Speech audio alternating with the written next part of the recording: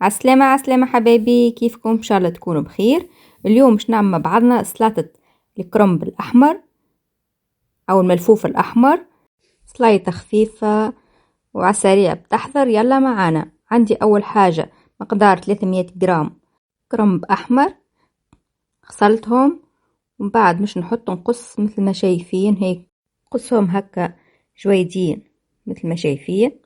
قد ما حاولوا قد ما تقدروا هكا تقصوهم، واللي عنده ماكينة يقدر يفرمها يعني تطلع هكا ناعمة. أنا عملتها قصيتها بداية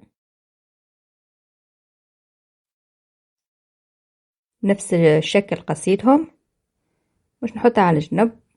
وعندي كعبس فناريا هكا متوسطة الحجم باش نقصها قشر. بعد ما قشرتها كل شيء باش نقصها مثل ما شايفين بالضبط، نفرمها هكا مثل ما شايفين.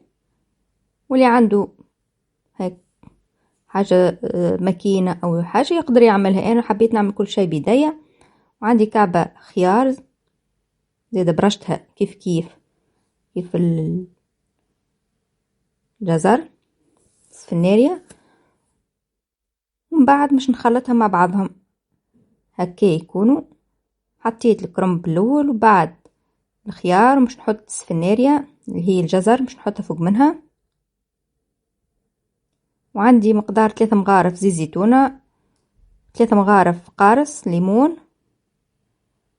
مش نخلطهم في وسط الكيس مع بعضهم.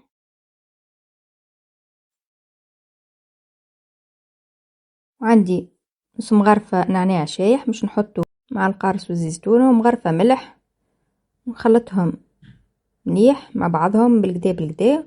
وبعد مش نصبهم على السلطة من فوق مثل ما شايفين بالضبط. ونخلط السلطة حتى يتخلط ويتجانس الكل مع الصوص اللي عملناها.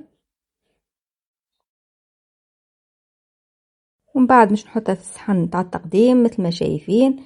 بسم الله وما شاء الله. ان شاء الله تجربوها وتقولوا لي رايكم في كومنتير، ونشوفكم على خير في فيديو جديد. ولا تنسوا تعملوا سبسكرايب لقناتي، تنزلوا على الجرس ليوصلكم كل جديدي. مع السلامه.